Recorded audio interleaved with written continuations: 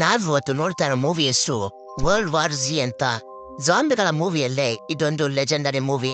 ನನ್ ಕೈಲಿ ಎಷ್ಟಾಗುತ್ತೋ ಅಷ್ಟು ಚೆನ್ನಾಗಿ ಎಕ್ಸ್ಪ್ಲೈನ್ ಮಾಡೋದಕ್ಕೆ ಪ್ರಯತ್ನ ಪಡ್ತಿದ್ದೀನಿ. ನಿಮ್ಗೇನಾದ್ರೂ ಇಷ್ಟ ಆಯ್ತು ಅಂದ್ರೆ ಲೈಕ್ ಮಾಡಿ. ಈ ಮೂವಿ ಎಲ್ಲೂ ಕೂಡ ಬೋರಿಂಗ್ ಅನ್ಸೋದಿಲ್ಲ, ಆದ್ರಿಂದ ಸ್ಕಿಪ್ ಮಾಡದೆ ಕೊನೆವರೆಗೂ ನೋಡ್ತಾ ಹೋಗಿ.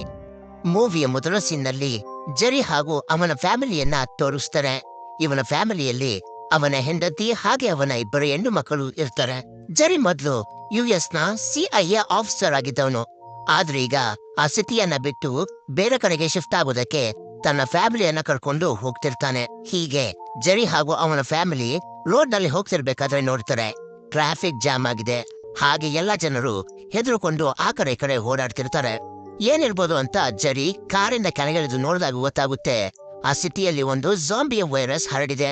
ಆ ಜಾಂಬಿಗಳು ಯಾರಿಗೆ ಕಚ್ತಾವೋ ಅವರು ತಕ್ಷಣನೇ ಜಾಂಬಿಯಾಗಿ ಕನ್ವರ್ಟ್ ಆಗ್ತಿರ್ತಾರೆ. ಇದನ್ನ ನೋಡಿದ ಜೆರಿಗೆ ತುಂಬಾನೇ ಹೆದರಿಕೆ ಆಗೋಗುತ್ತೆ. ಯಾಕಂದ್ರೆ ಜಾಂಬಿಗಳ ಸಂಖ್ಯೆ ಒಂದೊಂದು ಸೆಕೆಂಡ್ಗೂ ಕೂಡ ಜಾಸ್ತಿ ಆಗ್ತಾನೆ ಇರುತ್ತೆ.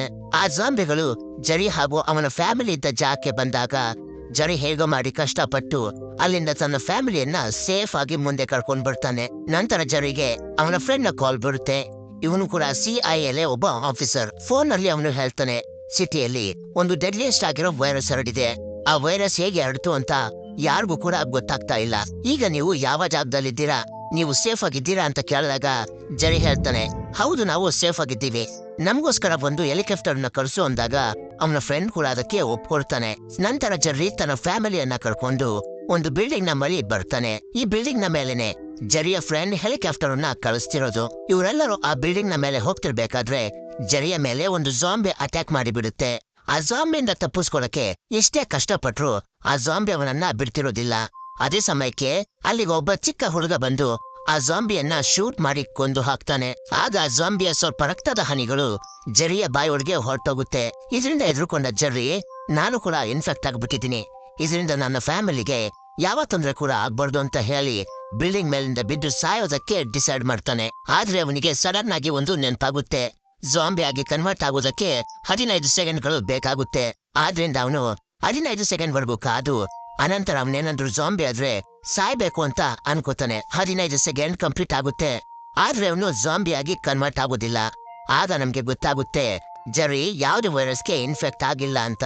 ಅದೇ ಸಮಯಕ್ಕೆ ಅವನ ಫ್ರೆಂಡ್ ಕಳಿಸಿದ್ದ ಹೆಲಿಕಾಪ್ಟರ್ ಅಲ್ಲಿಗೆ ಬರುತ್ತೆ. ಹೆಲಿಕಾಪ್ಟರ್ ನ ಶಬ್ದಕ್ಕೆ ತುಂಬಾ ಜಾಂಬಿಗಳು ಅಟ್ರಾಕ್ಟ್ ಆಗಿ ಬಿಲ್ಡಿಂಗ್ ನ ಮೇಲೆ ಬರೋದಕ್ಕೆ ಶುರು ಮಾಡ್ತವೆ. ಹೆಲಿಕಾಪ್ಟರ್ ನಲ್ಲಿದ್ದ ಸೋಲ್ಜರ್ಸ್ಗಳು ಜೆರಿ ಹಾಗೂ ಅವನ ಫ್ಯಾಮಿಲಿಯನ್ನ ಕಾಪಾಡಿ ಅಲ್ಲಿಂದ ಕರ್ಕೊಂಡು ಹೋಗ್ತಾರೆ. ನಂತರ ಇವರನ್ನೆಲ್ಲ ಸಮುದ್ರದ ಮಧ್ಯದಲ್ಲಿರೋ ಮಿಲಿಟರಿ ಕ್ಯಾಂಪ್ಗೆ ಕರ್ಕೊಂಡು ಹೋಗ್ತಾರೆ. ಅಲ್ಲಿ ದೊಡ್ಡ ದೊಡ್ಡ ಡಾಕ್ಟರ್ಗಳು, ಮಿಲಿಟರಿ ಆಫೀಸರ್ಸ್ಗಳು ಈ ವೈರಸ್ ಹೇಗೆ ಹರಡ್ತು ಹಾಗೆ ಇದಕ್ಕೆ ವ್ಯಾಕ್ಸಿನ್ ಕಂಡುಹಿಡಿಯೋದು ಹೇಗೆ ಅಂತ ರಿಸರ್ಚ್ ಮಾಡ್ತಿರ್ತಾರೆ. ನಂತರ ಅಲ್ಲಿಗೆ ಜೆರಿ ಫ್ರೆಂಡ್ ಆದ CIA ಏಜೆಂಟ್ ಬಂದು ಹೇಳ್ತಾನೆ, ಎಲ್ಲ ಕಡೆ ಈ ವೈರಸ್ ಹರಡಿಬಿಟ್ಟಿದೆ, ಈ ವೈರಸ್ ಇಂದ ಇಡೀ ಪ್ರಪಂಚನೇ ನಾಶ ಆಗ್ತಿದೆ. ಆದ್ದರಿಂದ ಈ ವೈರಸ್ಗೆ ನಾವು ವ್ಯಾಕ್ಸಿನ್ ಅನ್ನ ಕಂಡುಹಿಡಿಯಬೇಕು. ವ್ಯಾಕ್ಸಿನ್ ಅನ್ನ ಕಂಡುಹಿಡಿಯೋದಕ್ಕೆ ಮೊದಲು ಈ ವೈರಸ್ ಯಾರಿಗೆ ಬಂತು, ಹೇಗೆ ಬಂತು ಅನ್ನೋದನ್ನ ತಿಳಿದುಕೊಳ್ಬೇಕು ಅಂದಾಗ ಅಲ್ಲಿಗೆ ಮಿಲಿಟರಿ ಆಫೀಸರ್ ಜನರಲ್ ಬಂದು ಅವರಿಬ್ರಿಗೆ ಹೀಗೆ ಹೇಳ್ತಾರೆ, ಸೌತ್ ಕೊರಿಯಾದ ಒಬ್ಬ ವ್ಯಕ್ತಿಗೆ ಈ ವೈರಸ್ ಮೊದಲು ಶುರುವಾಗಿತ್ತು. ಈ ವೈರಸ್ ನ ಬಗ್ಗೆ ಸೌತ್ ಕೊರಿಯಾದಿಂದ ನಮಗೆ ಒಂದು ಮೇಲ್ ಕೂಡ ಬಂದಿತ್ತು. ಆ ಮೇಲ್ ಮಾಡಿದವರನ್ನ ನಾವು ಕಾಂಟ್ಯಾಕ್ಟ್ ಮಾಡೋಕೆ ಪ್ರಯತ್ನ ಪಟ್ಟಾಗ ಆ ಕಡೆಯಿಂದ ಯಾವ್ದು ರಿಪ್ಲೈ ಬಂದಿಲ್ಲ. ಆದ್ದರಿಂದ ನೀನು ಜೆರಿ ಒಬ್ಬ ಡಾಕ್ಟರ್ನ ಜೊತೆ ಸೌತ್ ಕೊರಿಯಾಗೆ ಹೋಗಿ ಆ ವೈರಸ್ ಆ ವ್ಯಕ್ತಿಗೆ ಹೇಗೆ ಹರಡ್ತು ಅನ್ನೋದನ್ನ ತಿಳಿದುಕೊಂಡು ಬರ್ಬೇಕು ಅಂತಾನೆ. ಜೆರಿಗೆ ಈ ಕೆಲಸ ಇಷ್ಟೇ ಇಲ್ದೇ ಇದ್ರು ಬೇರೆ ದಾರಿ ಇರೋದಿಲ್ಲ, ಅವನು ಇದನ್ನ ಮಾಡ್ಲೇಬೇಕು. ಯಾಕೆಂದ್ರೆ ಅವನ ಫ್ರೆಂಡ್ ಹೇಳಿರ್ತಾನೆ, ನೀನು ಸೌತ್ ಕೊರಿಯಾದಿಂದ ಬರೋವರೆಗೂ ನಿನ್ನ ಫ್ಯಾಮಿಲಿಯನ್ನ ಜೋಪಾನವಾಗಿ ನೋಡ್ಕೊಳ್ಳೋ ಜವಾಬ್ದಾರಿ ನಂದು ಅಂತ. ಆದ್ದರಿಂದ ಜೆರಿ ಡಾಕ್ಟರ್ ಹಾಗೂ ಕೆಲವು ಸೋಲ್ಜರ್ಸ್ ಗಳ ಜೊತೆಗೆ ಸೌತ್ ಕೊರಿಯಾಗೆ ಹೋಗ್ತಾನೆ. ಇವರು ಸೌತ್ ಕೊರಿಯಾಗೆ ಬಂದು ಇಳಿದ ತಕ್ಷಣ ತುಂಬಾ ಜಾಂಬಿಗಳು ಅವರ ಮೇಲೆ ಅಟ್ಯಾಕ್ ಮಾಡೋದಕ್ಕೆ ಬರ್ತವೆ. ಆ ಜಾಂಬಿಗಳನ್ನ ಸೋಲ್ಜರ್ಸ್ ಗಳು ಕೊಲ್ಸಿದ್ದಾಗ ಅವರ ಜೊತೆ ಇದ್ದ ಒಬ್ಬ ಡಾಕ್ಟರ್ ತುಂಬಾ ಜಾಂಬಿಗಳು ಬರ್ತಿದ್ದನ್ನ ನೋಡಿ ಹೆದರ್ಕೊಂಡು ಹೋರಿ ಹೋಗ್ತಿರ್ಬೇಕಾದ್ರೆ ಅವನ ಕೈಯಲ್ಲಿದ್ದ ಗನ್ನು ಮಿಸ್ ಫೈರ್ ಆಗಿ ಅವನು ಸತ್ತು ಹೋಗ್ತಾನೆ. ಇವರ ಜೊತೆಯಲ್ಲಿದ್ದ ಒಬ್ಬ ಡಾಕ್ಟರ್ ಕೂಡ ಸತ್ತೋದ. ಈಗ ಸೌತ್ ಕೊರಿಯಾದಲ್ಲಿ ಮೊದಲು ಆ ವ್ಯಕ್ತಿಗೆ ವೈರಸ್ ಹೇಗೆ ಇರ್ತು ಅಂತ ಕಂಡುಹಿಡಿಯೋಕೆ ಆಗೋದಿಲ್ಲ. ಆದ್ರೂ ಕೂಡ ಜೆರಿ ಹಾಗೂ ಆ ಸೋಲ್ಜರ್ಸ್ ಗಳು ಏನಾದ್ರೂ ಆಗ್ಲಿ ಅಂತ ಒಂದು ಮಿಲಿಟರಿ ಕ್ಯಾಂಪ್ಗೆ ಬರ್ತಾರೆ.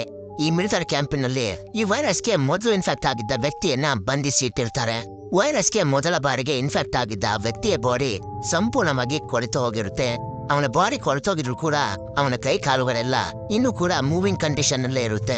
ಜೆರ್ರಿ ಆ ಮಿಲಿಟರಿ ಕ್ಯಾಂಪಿನ ಒಬ್ಬ ಆಫೀಸರ್ನ ಕೇಳ್ತಾನೆ, ಇವನಿಗೆ ಆ ವೈರಸ್ ಹೇಗೆ ಹರಡ್ತು ಅಂತ ನಿಮ್ಗೆ ಗೊತ್ತಾ ಅಂತ ಆ ಮಿಲಿಟರಿ ಆಫೀಸರ್ಗೆ ಇದ್ರ ಬಗ್ಗೆ ಯಾವ ವಿಷಯ ಗೊತ್ತಿಲ್ಲದೆ ಇರೋದ್ರಿಂದ ಅವನು ಕೂಡ ಏನು ಹೇಳೋದಕ್ಕೆ ಆಗೋದಿಲ್ಲ. ವೈರಸ್ಗೆ ಇನ್ಫೆಕ್ಟ್ ಆಗಿದ್ದ ಆ ಕೊಳೆತ ಬಾಡಿಯನ್ನ ಸುಟ್ಟು ಹಾಕಿ ಅವರು ಅಲ್ಲಿಂದ ಹೊರಡಬೇಕು ಅನ್ನೋಷ್ಟರಲ್ಲಿ ಅಲ್ಲಿದ್ದ ಒಬ್ಬ ಕೈದಿ ಇವ್ರನ್ನ ಕರೀತಾನೆ. ಈ ಕೈದಿಗೆ ವೈರಸ್ ನ ಬಗ್ಗೆ ತುಂಬಾ ಇನ್ಫಾರ್ಮೇಶನ್ ಗೊತ್ತಿರುತ್ತೆ. ನಂತರ ಅವನು ಜೆರ್ರಿ ಹಾಗೂ ಟೀಮ್ಗೆ ಹೇಳ್ತಾನೆ, ಇಸ್ರೇಲ್ ನಲ್ಲಿ ತುಂಬಾ ದೊಡ್ಡ ದೊಡ್ಡ ಗೋಡೆಗಳನ್ನ ನಿರ್ಮಿಸಿದ್ದಾರೆ. ಅಲ್ಲೊಂದು ಸೀಕ್ರೆಟ್ ಏಜೆನ್ಸಿ ಇದೆ, ಅದರ ಹೆಸರು ಮಾಸ್ಕಾದ್ ಅಂತ. ಆ ಏಜೆನ್ಸಿಗೆ ವೈರಸ್ ಹರಡೋದು ಮೊದ್ಲೇ ಗೊತ್ತಿತ್ತು. ಆದ್ರಿಂದಾನೆ ಇಸ್ರೇಲ್ ನಲ್ಲಿ ದೊಡ್ಡ ದೊಡ್ಡ ಗೋಡೆಗಳನ್ನ ನಿರ್ಮಿಸಿರೋದು. ಯಾರಿಗೆ ಗೊತ್ತು, ಈ ವೈರಸ್ ನ ಹಿಂದೆ ಇಸ್ರೇಲ್ ನ ಕೈವಾರ ಇರ್ಬೋದು ಅಂದಾಗ ಜೆರ್ರಿ ಹಾಗೂ ಅವನ ಟೀಮ್ ಇಸ್ರೇಲ್ಗೆ ಹೋಗೋದಕ್ಕೆ ತಯಾರಾಗ್ತಾರೆ. ಫ್ಲೈಟ್ ನ ಮೂಲಕ ಜೆರ್ರಿ ಹಾಗೂ ಅವನ ಟೀಮ್ ಇಸ್ರೇಲ್ಗೆ ಪ್ರಯಾಣವನ್ನ ಬೆಳೆಸ್ತಾರೆ. ಹೀಗೆ ಫ್ಲೈಟ್ ನಲ್ಲಿ ಇಸ್ರೇಲ್ಗೆ ಬರ್ತಿದ್ದಂಗೆನೆ ಜೆರ್ರಿ ಗಮನಿಸ್ತಾನೆ, ಇಸ್ರೇಲ್ ನ ಸುತ್ತ ದೊಡ್ಡ ದೊಡ್ಡ ಗೋಡೆಗಳು ನಿರ್ಮಾಣವಾಗಿದೆ. ಇದನ್ನೆಲ್ಲ ತುಂಬಾ ಸಮಯದ ಹಿಂದೆನೆ ಕಟ್ಟಲಾಗಿರುತ್ತೆ. ಜೆರ್ರಿ ಇಸ್ರೇಲ್ಗೆ ಬಂದು ಆ ಸೀಕ್ರೆಟ್ ಏಜೆನ್ಸಿ ಆದ ಮಾಸ್ಕಾದ್ ಹೆಡ್ ನ ಬಂದು ಭೇಟಿ ಮಾಡ್ತಾನೆ. ನಂತರ ಅವನು ಕೇಳ್ತಾನೆ, ಈ ವೈರಸ್ ಹರಡುತ್ತೆ ಅಂತ ಮೊದಲೇ ನಿಮ್ಗೆ ಹೇಗೆ ಗೊತ್ತಿತ್ತು? ಈ ದೊಡ್ಡ ದೊಡ್ಡ ಗೋಡೆಗಳನ್ನ ಯಾಕೆ ಕಟ್ಟಿದ್ದೀರಾ ಅಂದಾಗ ಆ ವ್ಯಕ್ತಿ ಸರಿಯಾದ ಉತ್ತರವನ್ನ ಕೊಡೋದಿಲ್ಲ.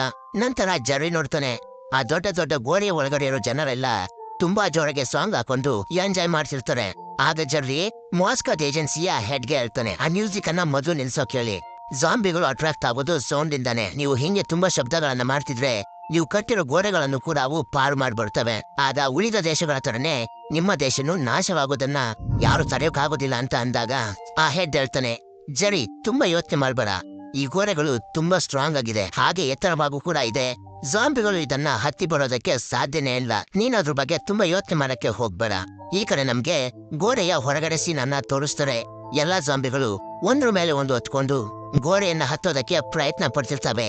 ಹೀಗೆ ಒಂದು ಸಮಯದಲ್ಲಿ ಅವು ಗೋಡೆಯನ್ನು ಕೂಡ ಪಾರು ಮಾಡಿ ಗೋಡೆ ಹೊರಗಿದ್ದ ಜನರ ಮೇಲೆ ಅಟ್ಯಾಕ್ ಮಾಡೋದಕ್ಕೆ ಶುರು ಮಾಡ್ತವೆ. ಹೀಗೆ ಆ ಜಾಂಬಿಗಳು 4 ಕಡೆಯಿಂದ ಅಟ್ಯಾಕ್ ಮಾಡೋದಕ್ಕೆ ಶುರು ಮಾಡ್ತವೆ.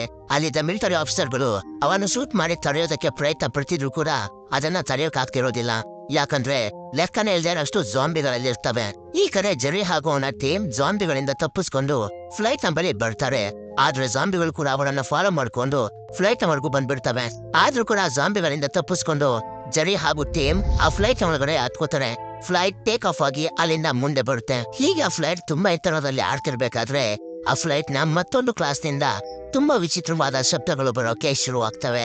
ಏನಿರ್ಬೋದು ಅಂತ ಜೆರ್ರಿ ಹೋಗಿ ನೋಡಿದಾಗ ಗೊತ್ತಾಗುತ್ತೆ, ಆ ಫ್ಲೈಟ್ ನ ಒಳಗಡೆ ಕೂಡ ಜನಗಳು ಜಾಂಬಿಗಳಾಗಿ ಕನ್ವರ್ಟ್ ಆಗ್ತಿದ್ದಾರೆ ಅಂತ. ಅಸಲಿಗೆ ಏನಾಗಿದೆಯಪ್ಪ ಅಂದ್ರೆ, ಫ್ಲೈಟ್ ಟೇಕ್ ಆಫ್ ಆಗ್ತಿರ್ಬೇಕಾದ್ರೆ ಯಾರಿಗೂ ಗೊತ್ತಿಲ್ಲದೆ ಇರೋ ತರ ಒಂದು ಜಾಂಬಿ ಫ್ಲೈಟ್ ನ ಹತ್ಕೊಂಡಿರುತ್ತೆ. ಆಗ ಜೆರ್ರಿ ಹಾಗೂ ಅಲ್ಲಿದ್ದ ಜನರು ಬ್ಯಾಗ್ ಗಳಿಂದ ಆ ಡೋರನ್ನ ಮುಚ್ಚೋದಕ್ಕೆ ಶುರು ಮಾಡ್ತಾರೆ. ನಂತರ ಜೆರ್ರಿ ಅವರಿಗೆಲ್ಲ ಹೇಳ್ತಾನೆ, ಯಾರು ಶಬ್ದ ಮಾಡ್ಬೇಡಿ, ಯಾಕೆ ಅಂದ್ರೆ ಜಾಂಬಿಗಳು ಶಬ್ದದಿಂದಾನೇ ಅಟ್ರಾಕ್ಟ್ ಆಗೋದು ಅಂತಿದ್ದಂಗೆನೆ ಅಲ್ಲಿದ್ದ ಒಂದು ಬ್ಯಾಗ್ ಬಿದ್ದೋಗುತ್ತೆ. ಅದ್ರ ಶಬ್ದದಿಂದ ಜಾಂಬಿಗಳೆಲ್ಲ ಇವರ ಮೇಲೆ ಅಟ್ಯಾಕ್ ಮಾಡೋದಕ್ಕೆ ಶುರು ಮಾಡ್ತವೆ. ಜೆರ್ರಿ ತನ್ನ ಹತ್ರ ಇದ್ದ ಒಂದು ಗ್ರಾನೇಟ್ ಅನ್ನ ಆ ಜಾಂಬಿಗಳ ಮೇಲೆ ಹಾಕ್ತಾನೆ. ಆಗ ಆ ಫ್ಲೈಟ್ ನ ಒಂದು ಭಾಗ ಹೊಡೆದು ಹೋಗಿ ಅದರ ಗಾಳಿಯಿಂದ ತುಂಬಾ ಜಾಂಬಿಗಳು ಹಾಗೆ ಜನರು ಹೊರಗೆ ಹೋಗ್ತಿರ್ತಾರೆ. ಹೀಗೆ ನೋಡ್ತಿದ್ದಂಗೆನೆ ಆ ಫ್ಲೈಟ್ ಬ್ಯಾಲೆನ್ಸ್ ತಪ್ಪಿ ಕ್ರಾಶ್ ಆಗೋದಕ್ಕೆ ಶುರು ಆಗುತ್ತೆ. ಫ್ಲೈಟ್ ಕ್ರಾಶ್ ಆಗಿ ಅದರಲ್ಲಿದ್ದ ಜನರೆಲ್ಲ ಸತ್ತೋಗ್ತಾರೆ. ಕೊನೆಯಲ್ಲಿ ಉಳಿದಿದ್ದು ಜೆರ್ರಿ ಹಾಗೂ ಅವನ ಜೊತೆ ಇದ್ದ ಒಂದು ಲೇಡಿ ಆಫೀಸರ್. ಈ ಲೇಡಿ ಆಫೀಸರ್ಗೂ ಕೂಡ ಜಾಂಬಿ ಕಚ್ಚಿ ಬಿಟ್ಟಿರುತ್ತೆ. ಆದ್ರೆ ಜೆರ್ರಿ ಅವಳ ಕೈಯನ್ನು ಕಟ್ ಮಾಡಿ ಅವಳ ಪ್ರಾಣವನ್ನ ಕಾಪಾಡಿರುತ್ತಾನೆ. ಇವರ ಫ್ಲೈಟ್ ಕ್ರಾಶ್ ಆಗಿದ್ದ ಜಾಗದಲ್ಲಿ WHO ಹೆಲ್ತ್ ಸೆಂಟರ್ ಇರುತ್ತೆ. ಈ ಫ್ಲೈಟ್ ಆಕ್ಸಿಡೆಂಟ್ ನಲ್ಲಿ ಜೆರ್ರಿಯ ಹೊಟ್ಟೆಗೆ ಒಂದು ಕಬ್ಬಿಣದ ಚೂರು ಚುಚ್ಕೊಂಡಿರುತ್ತೆ. ಇದಕ್ಕೆ ಟ್ರೀಟ್ಮೆಂಟ್ ಮಾಡಿಸ್ಕೊಳ್ಳೋಕೆ ಜೆರ್ರಿ ಹಾಗೂ ಲೇಡಿ ಆಫೀಸರ್ ಆ ಹೆಲ್ತ್ ಸೆಂಟರ್ ಒಳಗಡೆ ಹೋಗ್ತಾರೆ. ಅಲ್ಲಿಗೆ ಹೋದಾಗ ಅಲ್ಲಿದ್ದ ಡಾಕ್ಟರ್ಸ್ಗಳು ಅವರಿಗೆ ಸಹಾಯ ಮಾಡಿ ಅವರಿಬ್ಬರ ಗಾಯಗಳಿಗೆ ಬ್ಯಾಂಡೇಜ್ ಅನ್ನ ಹಾಕ್ತಾರೆ. ನಂತರ ಜೆರ್ರಿ ಹೇಳ್ತಾನೆ, ನಾವು ಇಸ್ರೇಲ್ ಇಂದ ಫ್ಲೈಟ್ ನಲ್ಲಿ ಬರ್ಬೇಕಾದ್ರೆ ಒಂದನ್ನ ಗಮನಿಸ್ತೆ, ಜಾಂಬಿಗಳು ಆರೋಗ್ಯವಂತರ ಮೇಲೆ ಮಾತ್ರ ಅಟ್ಯಾಕ್ ಮಾಡ್ತಿದ್ದು, ಯಾರಿಗೆ ಕ್ಯಾನ್ಸರ್ ಹಾಗೆ ಜ್ವರಗಳಿತ್ತು ಅಂತವ್ರ ಮೇಲೆ ಅಟ್ಯಾಕ್ ಮಾಡ್ತಿರ್ಲಿಲ್ಲ ಅಂತ ಅಂದಾಗ ಅಲ್ಲಿದ್ದ ಡಾಕ್ಟರ್ಗಳು ಹೇಳ್ತಾರೆ, ಹೌದು, ಆರೋಗ್ಯವಂತರ ಮೇಲೆ ಮಾತ್ರ ಜಾಂಬಿಗಳು ಅಟ್ಯಾಕ್ ಮಾಡೋದು ಅಂತ. ಆಗ ಜೆರ್ರಿ ಹೇಳ್ತಾನೆ, ಹಾಗಿದ್ರೆ ನಾವು ಒಂದು ಕೆಲಸ ಮಾಡ್ಬೋದಲ್ಲ, ಒಂದು ಸಣ್ಣ ವೈರಸ್ ಅನ್ನ ನಮ್ಮ ಬಾಯಲ್ಲಿ ಇಂಜೆಕ್ಟ್ ಮಾಡ್ಕೋಬೇಕು.